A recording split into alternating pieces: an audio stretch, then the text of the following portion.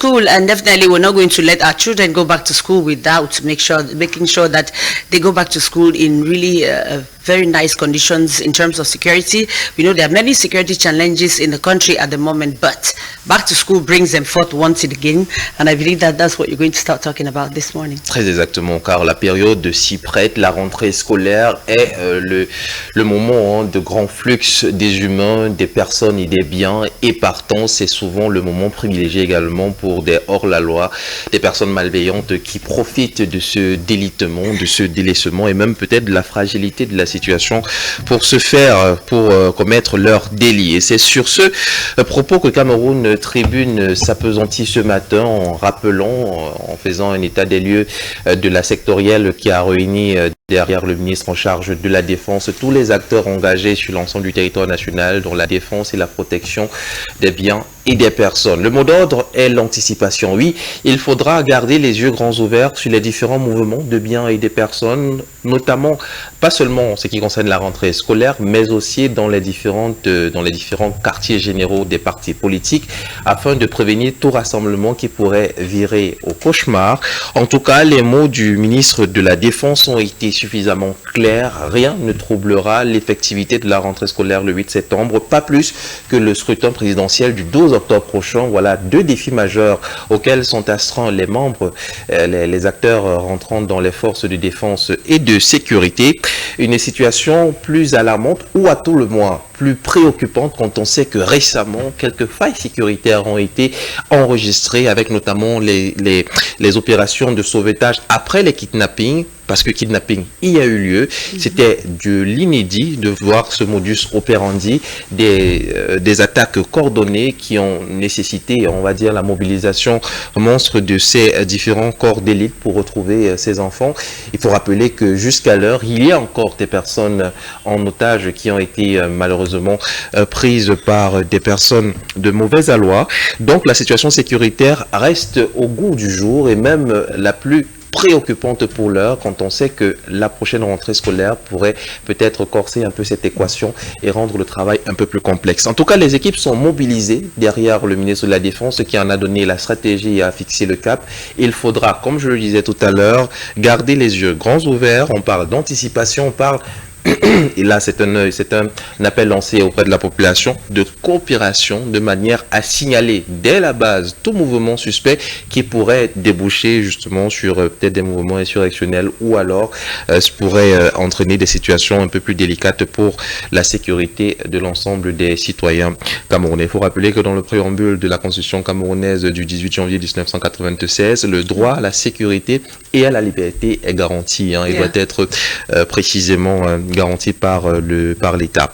Allez, on reste dans le secteur de la sécurité, mais on va ouvrir la chambre de la justice avec cette affaire lancinante, mais qui commence peut-être à prendre la direction du dénouement. La nouvelle expression revient justement sur l'affaire de l'assassinat de Martinez Zogo. Rappel des faits, le 17 janvier 2023, le journaliste est capturé, il est kidnappé et 5 jours plus tard, il sera découvert mort, assassiné dans une décharge dans la banlieue de Soa. Depuis lors, une question revient, une en particulier, qui a tué Martinez Zogo. Oui. Alors jusqu'ici, 2 ans plus tard, on n'avait pas véritablement avancé, on n'était pas entré dans le fond du sujet.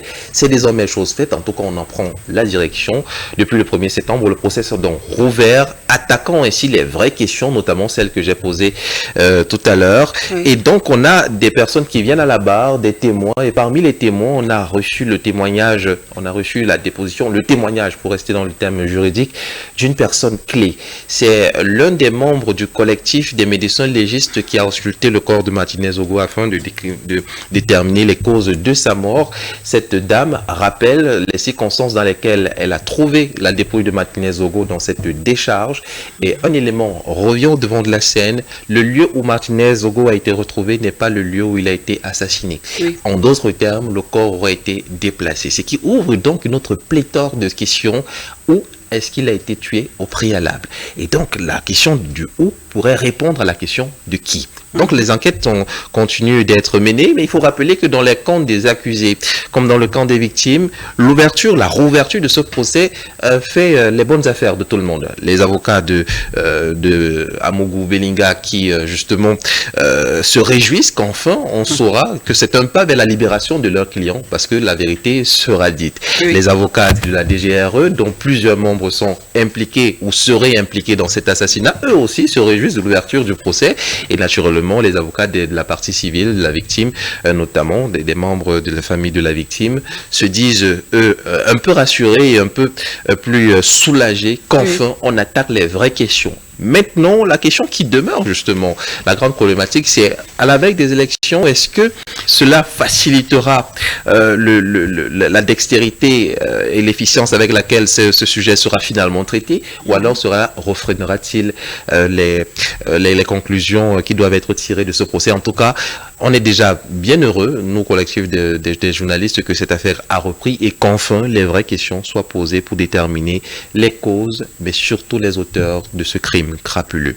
On reste dans l'allégorie des choses qui ne devraient pas se passer ainsi. Et c'est l'étudiant qui en parle ce matin. Vous l'avez peut-être vu et peut-être rapidement zappé cette vidéo, car elle est insoutenable au regard. Ah oui, la vidéo rendue virale justement de cet enfant de 7 ans, il faut préciser l'âge, une jeune enfant torturée, victime de sévices et de traitements de l'ordre de l'inhumain par une proche qui la punissait ainsi d'une fugue qu'elle avait précédemment effectuée. Le témoignage est de sa grande sœur qui rappelle justement les faits, les circonstances dans lesquelles sa petite sœur s'est retrouvée enchaînée, ligotée comme un saucisson, vous le voyez à l'image.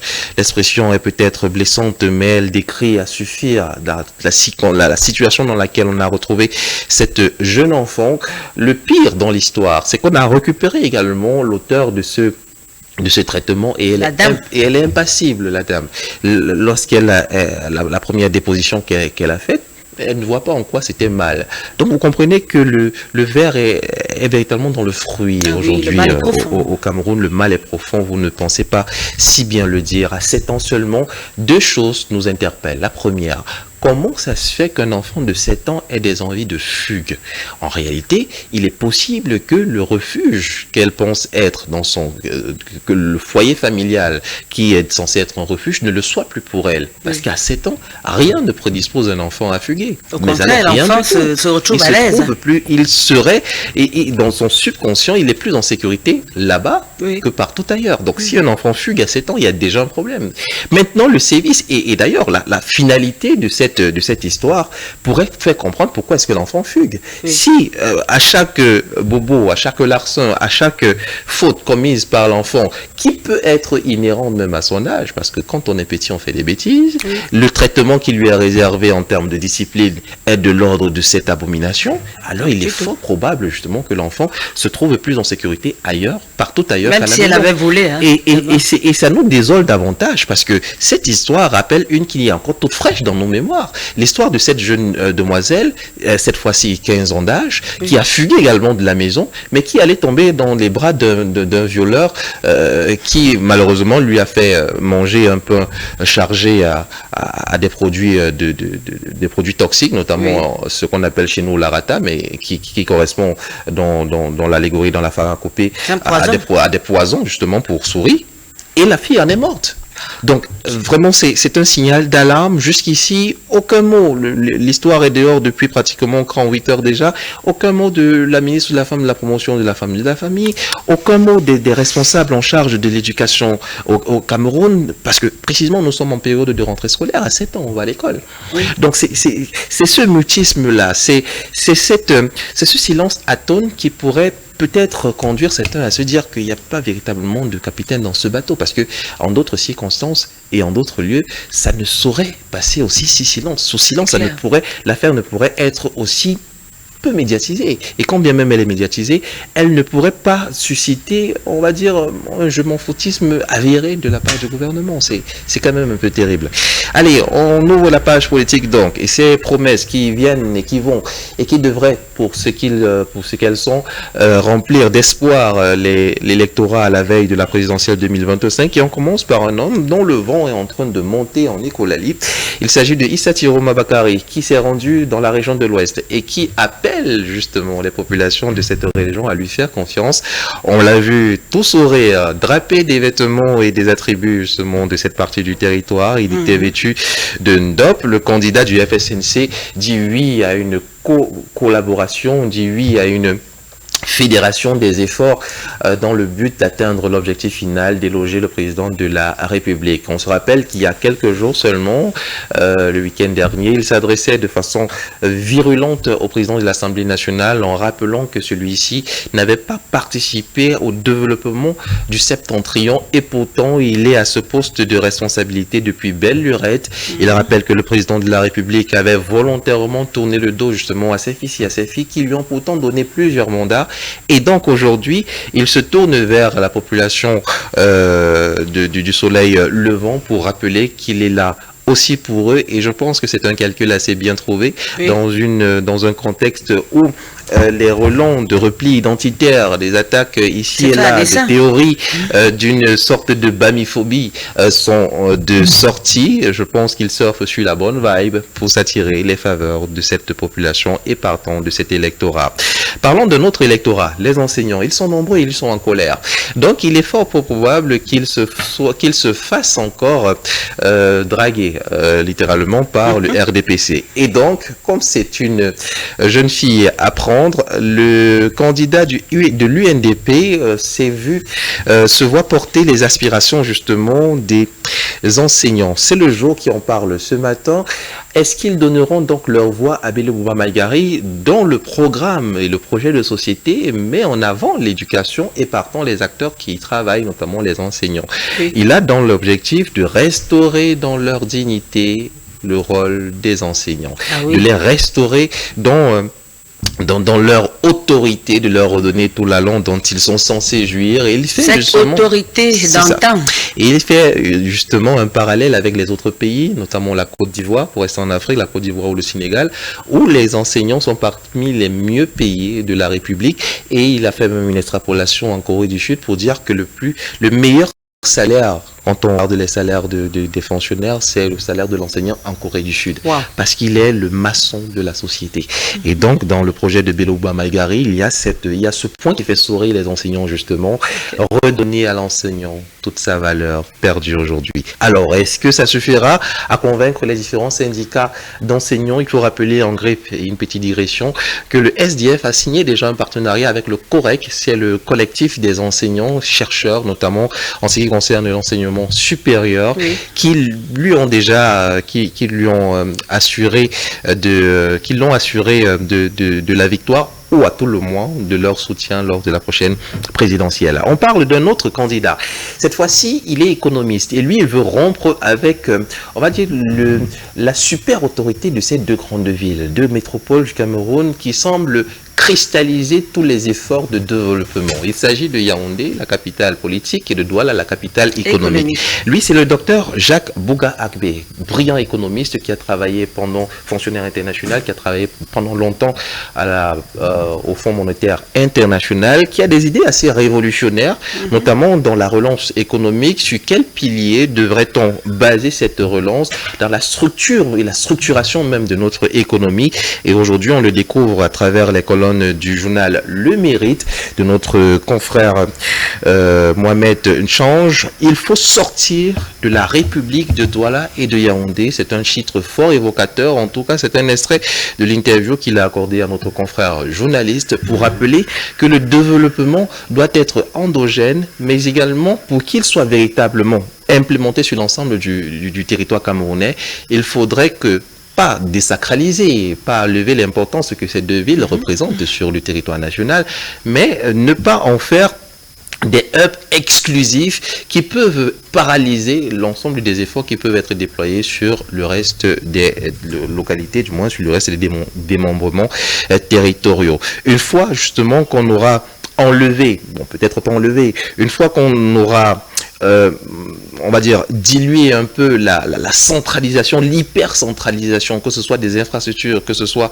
des moyens financiers dont jouissent encore ces deux villes, alors le Cameroun pourra un peu mieux respirer, parce que les autres localités, partant du principe de la décentralisation ou peut-être du fédéralisme, pourront jouir et respirer un peu mieux de par les ressources et les compétences locales qui sont alors émergentes.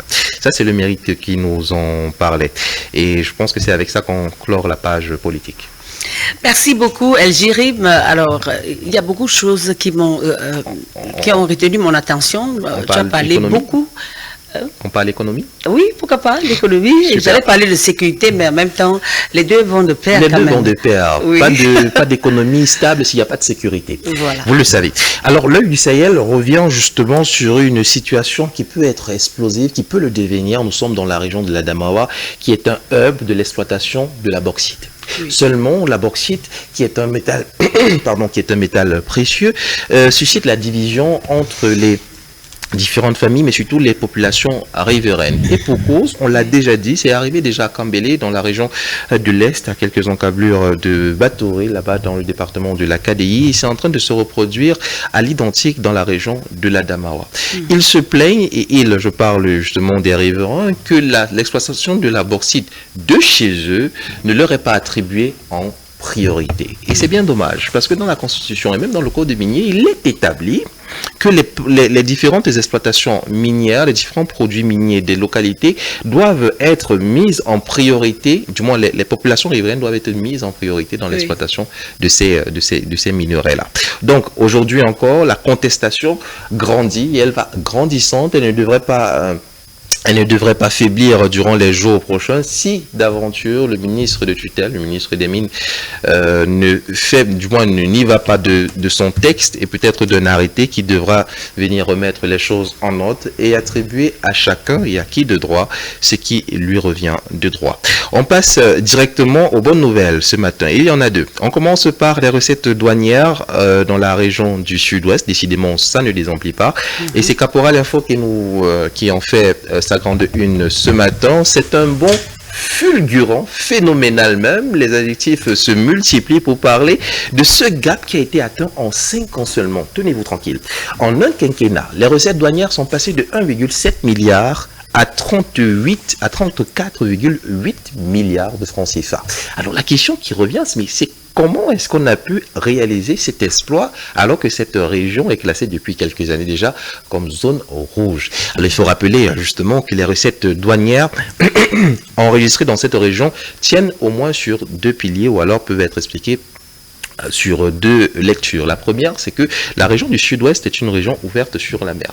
Oui. Et donc les échanges sous la mer avec des ouvertures avec des voisins extérieurs. Donc les échanges se multiplient et le fait que l'armée camerounaise ait décidé de mettre un accent particulier justement sur la sécurité. On revient justement avec le lien séculier qu'il y a entre la sécurité et l'économie, a permis de multiplier ces échanges-là. La deuxième grille de lecture qui pourrait expliquer ce gap, c'est que peut-être on a trop regardé ailleurs.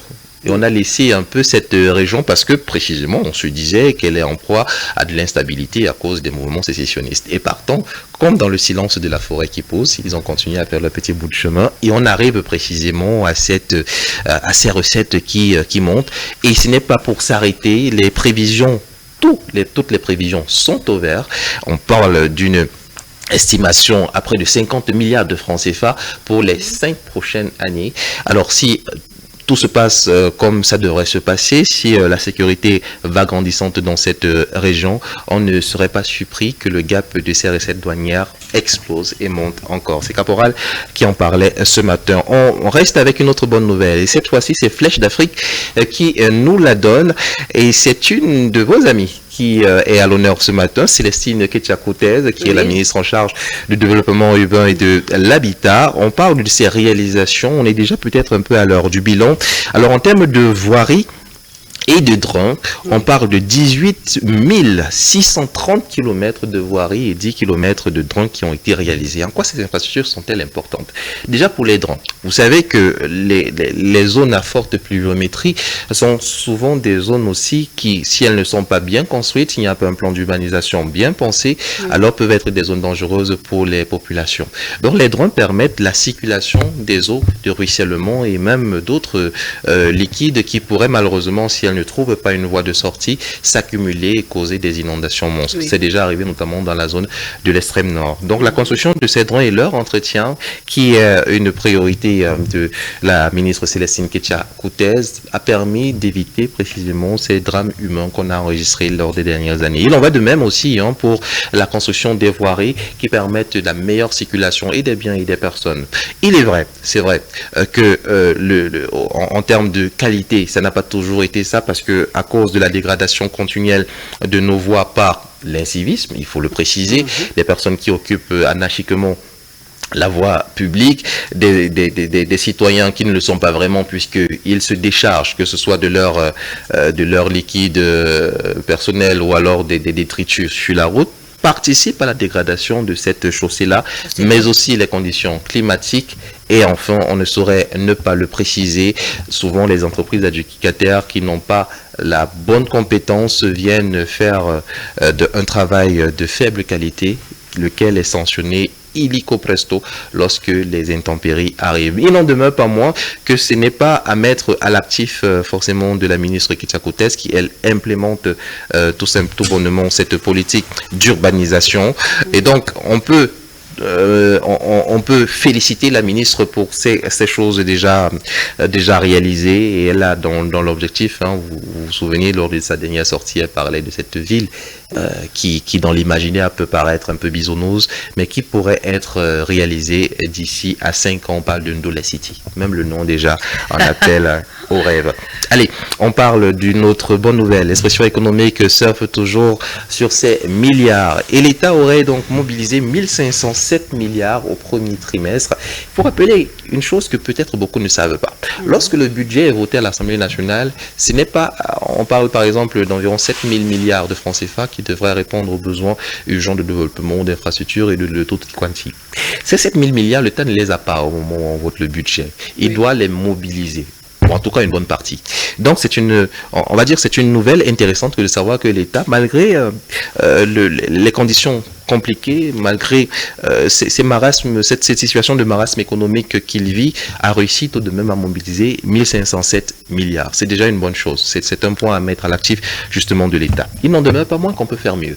Et d'ailleurs, les mécanismes pour faire mieux, pour mobiliser un peu plus d'argent sur les territoires nationaux sont développés et théorisés par des économistes qui pensent que si tel point est mis à sa place, par exemple si les investissements sont regroupés ou sont réorientés sur des secteurs à fort impact, notamment le secteur primaire, on parle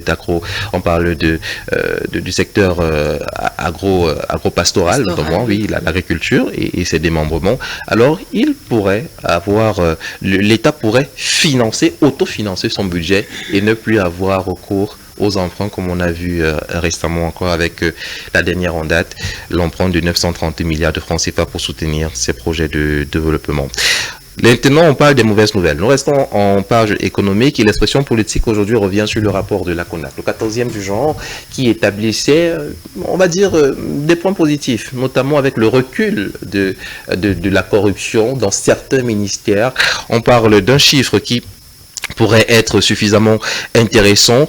L'année dernière, 114 035 milliards de francs CFA ont été enregistrés dans l'ordre des détournements de fonds ou alors des fruits de la corruption. Cette année, c'est seulement, il y a une diminution de 109 974 milliards de francs CFA. C'est déjà ça. Remarquable. Malheureusement, ça peut être trompeur. Pourquoi? Parce que les administrations où la corruption est nichée et instituée même en règle n'ont pas prêté le flanc, n'ont pas ouvert leurs portes aux inspecteurs de la CONAC. Et c'est ce qu'il déplore justement le responsable en charge de la Commission nationale anticorruption, que oui, s'il est vrai qu'on a réussi à diminuer de façon drastique le nombre ou le chiffre de la corruption de l'année dernière, il n'en demeure pas moins qu'elle reste latente dans nos administrations, que le verre est encore très profond dans le fruit, principalement parce que la collaboration et la coopération avec les entreprises publiques et autres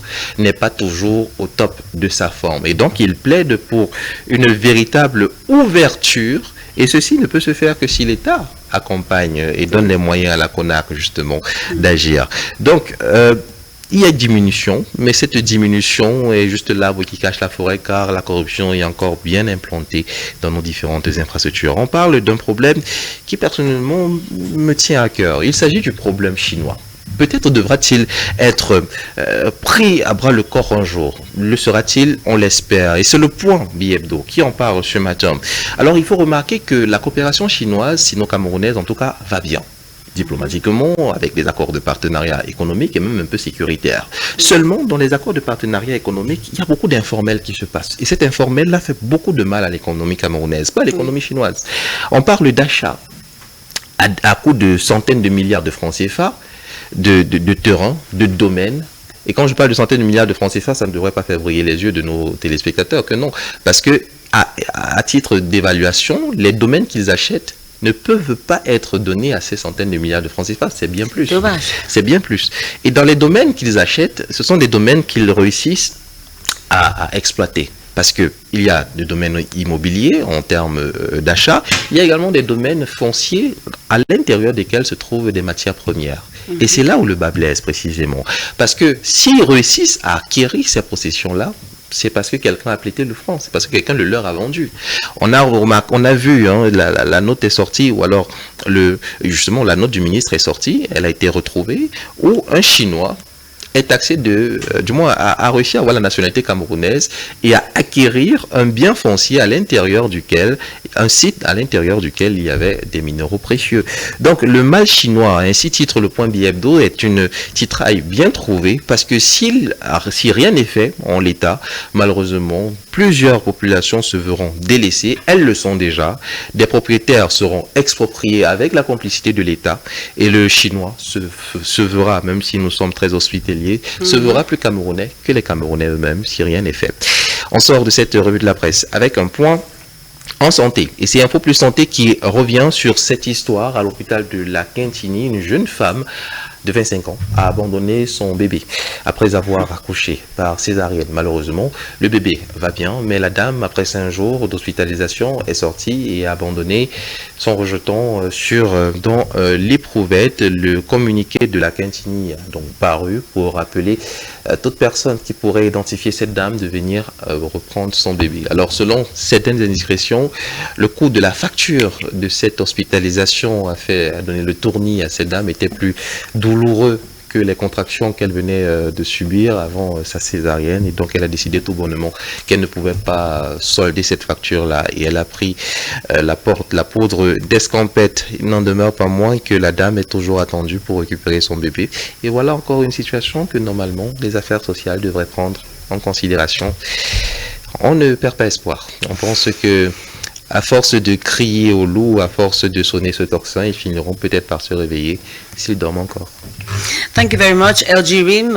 We're not going to separate immediately because we're going to take you on a little ride on décryptage to talk about a topic that I rightly chose for you today. Juste après cette transition.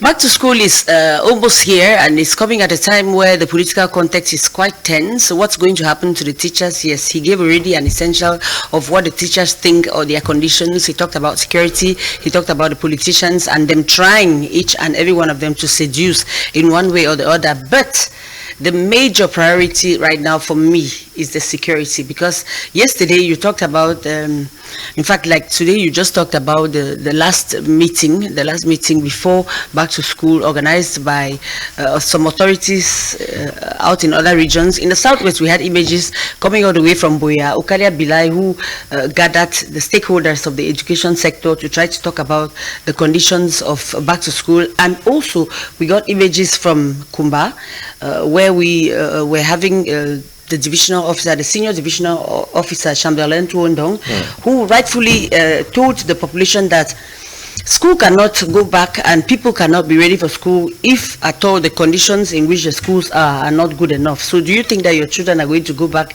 in dilapidated schools like this? So what do you think about that? Les zones que vous venez de citer sont des zones à fort impact sécuritaire. On l'a déjà dit, les sœurs jumelles notamment, régions du Nord et du Sud-Ouest. Et oui, on a scruté les pas du gouverneur de la région du Sud-Ouest, par exemple, Bena Okalabilai, qui s'est rendu principalement dans la Mémé et qui appelait, du moins, qui, à travers son démembrement, le préfet s'est rendu dans la Mémé, un département fort touché par les attaques sécessionnistes. On se rappelle avec les attaques qui ont touché les localités de Kombe, par exemple, Kombe 3. Et donc, oui, dans ces localités-là, il est vrai que les forces de sécurité, de maintien de l'ordre devront cravacher dur à la fois pour encourager les parents à laisser les enfants aller à l'école en leur assurant que là-bas à l'école, ils seront en sécurité. Donc c'est un véritable travail psychologique qui doit être accompagné d'actions pratiques. Il est bien beau de sortir des discours galvanisateurs. Et oui, c'est bien, on l'entend. À la veille de la rentrée scolaire, il faudrait que la rentrée scolaire soit effective. Chers parents, envoyez vos enfants à l'école parce que les enfants sont l'avenir du pays. D'accord. L'avenir du pays, là, ne sera jamais l'avenir du pays s'ils meurent. Et les parents le savent, malheureusement. Donc, à la fois, le discours mobilisateur du gouverneur de la région du Sud-Ouest et partant de la région du Nord-Ouest devrait être accompagné d'actions concrètes. Quelles sont les garanties de sécurité qu'on donne justement à ces parents et à ces enfants qui devraient rejoindre les classes? En dehors de ça, les zones du Nord et du Sud-Ouest sont des zones en reconstruction. Il faut rappeler que les attaques sécessionnistes s'en sont prises aux infrastructures scolaires. Donc oui, est-ce que l'État, au préalable, a reconstruit les écoles, a redonné à ces écoles-là de l'allant et un engouement certain pour que ceux qui, du moins un nouveau visage, pour que ceux qui y aillent avec un engouement certain? C'est ça la question. Et quand on a vu, vous avez certainement regardé le reportage hier à Kombe 3 dans l'école publique, le préfet se plaint que les populations ont abandonné l'école dans la broussaille. J'ai un peu envie de demander au préfet. Et les enseignants ont peur de rentrer dans leur poste parce qu'ils ont peur pour leur sécurité. C'est exactement ça. Donc, au-delà de l'aspect pratique de la sécurité, il y a un aspect psychologique. Si cette école est dans cet état, c'est principalement parce que les parents ne voient pas l'intérêt de continuer à envoyer leurs enfants là-bas s'ils ne sont pas assurés que leurs enfants rentreront à la maison tous les jours après avoir pris les cours. Donc, cette période, et c'est bien que le ministre en charge de la Défense ait pris le poil de la bête et de la situation en disant « Nous serons aux côtés des enseignants et des enfants dans ces zones rouges comme dans le reste, dans le reste du pays ». On l'a dit, le déplacement des biens et des personnes attire les malfaiteurs. Et donc, en cette période cruciale de veille de rentrée scolaire, mais également de veille de scrutin présidentiel, ils sont vent debout. Attendons la petite faille sécuritaire pour agir. On a eu l'illustration dramatique, notamment à l'extrême nord. Avec cette situation qui a causé la mort d'un jeune qui devait reprendre également les classes. Et c'était, on l'a dit, avec ses camarades, le modus operandi était totalement inédit. Un car qu'on arrête et dans lequel on estime des personnes pour les prendre en otage. Il faut remonter véritablement en 2008 pour avoir ce genre de cas avec le phénomène de grand banditisme qu'on appelait du côté du Nord les Zanguina. Donc on pensait avoir franchi un cap en termes de sécurité. Malheureusement, ces cas-là viennent dire qu'il y a encore des failles sécuritaires qu'il faut boucher. Les parents sont les premiers garants de la sécurité de leurs enfants. Et donc, un parent n'enverra pas son enfant à l'école s'il n'est pas sûr que cette école est sécurisée et que là où il va rentrer sain et sauf, parce qu'il peut rentrer les pieds devant. S'il n'est pas sûr que l'enfant rentrera sain et sauf, ce sera un peu compliqué. Donc, le travail qui est en train d'être fait, la sectorielle qui a été menée par le ministre de la Défense avec les différents acteurs qui rentrent dans la protection des biens et des personnes, était de bon ton. Les relais départementaux, les relais régionaux dans les différents départements, différents démembrements territoriaux devraient prendre sur eux de donner à la population des garanties de sécurité. On a parlé des zones rouge, la région du nord-ouest, du sud-ouest, l'extrême nord et une partie de la région de l'est. Il n'en demeure pas moins que même dans les grandes métropoles, la sécurité n'est pas toujours très active. Donc oui, on parle de sécurité, c'est une affaire de l'État qui doit la garantir au sommet, mais c'est également une affaire de tous et de chacun. Et là, c'est peut-être mon plaidoyer et mon coup de cœur ce matin. Oui.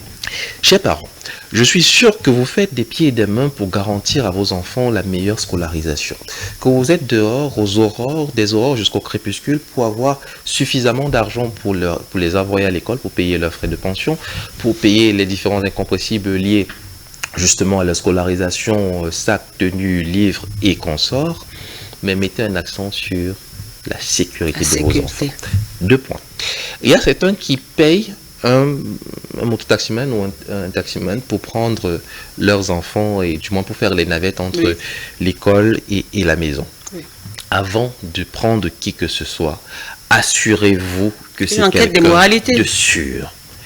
Ne prenez pas juste quelqu'un parce qu'on vous l'a recommandé. Ne prenez pas juste quelqu'un parce que votre voisine en fait pareil. Assurez-vous que celui à qui vous allez confier votre enfant, sinon, il y a des kidnappings, bien sûr, dans le trajet qui le sépare de la maison pour l'école, est quelqu'un qu'on peut retrouver. Il a des références fixes qu'on peut exploiter en cas de désagrément. Ça, c'est d'un. De deux, et là, si je me parle à moi-même, s'il est possible, dans toute la mesure du possible, accompagnez vos enfants et allez les chercher. Pour des enfants d'un certain âge, bien sûr. Je parle principalement pour les tout petits. De la maternelle et du primaire. Ne sous-traitez pas ce pan-là. Ne sous-traitez pas. Pour un enfant de la maternelle, vraiment faites l'effort. Entendez-vous avec madame. Aujourd'hui, je vais le chercher, demain, aujourd'hui, je vais le laisser, demain, tu vas le chercher. Entendez-vous. Parce que si la sécurité est au cœur de vos priorités, vous apporterez un gros coup de main à l'État qui malheureusement ne peut pas assurer la sécurité de tous les individus pris individuellement. Parce que quand vous voyez le ratio, le gap, il est énorme. Nous sommes une population qui avoisine les 30 millions de personnes. Nous sommes combien de policiers, combien de militaires? Et il n'y a pas que ça. Ils ne vont pas rester derrière, ils ne vont pas jouer les anges gardiens derrière chaque enfant du pays.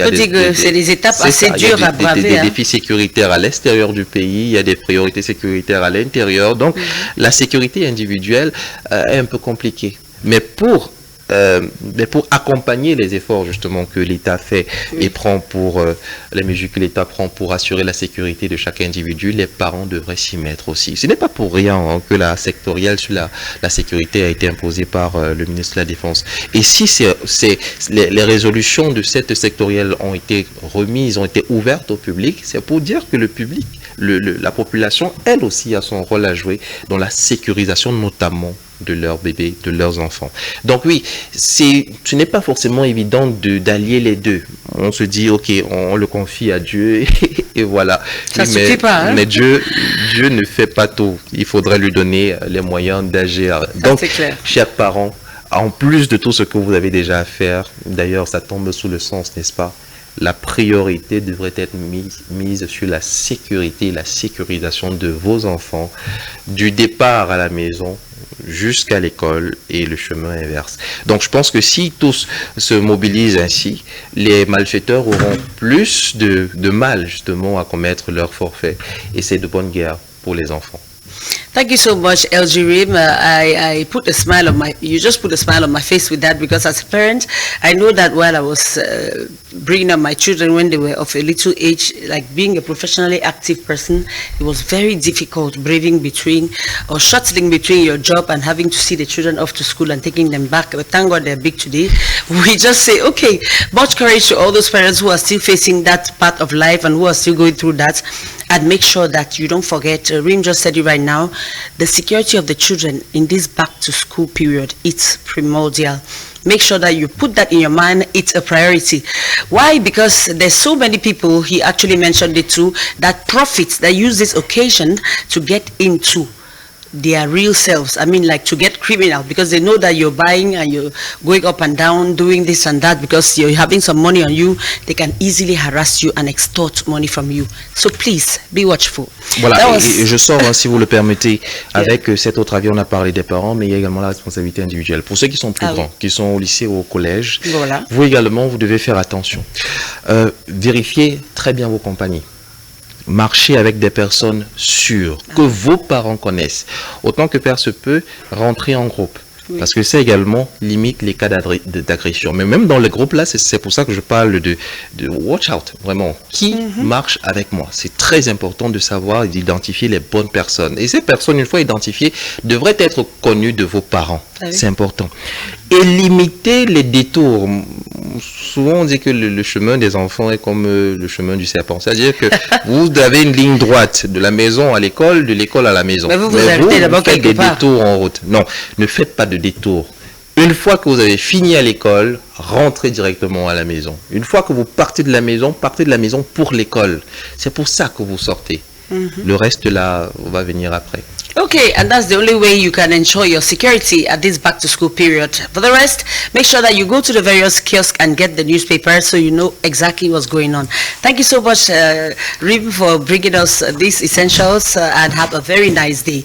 Now, let's take a little turn over and remind you that today is meant to be the International Day for Sexual Health, and we're going to talk about it. Oui, aujourd'hui, c'est la journée mondiale de la santé sexuelle. Nous en parlerons tout à l'heure.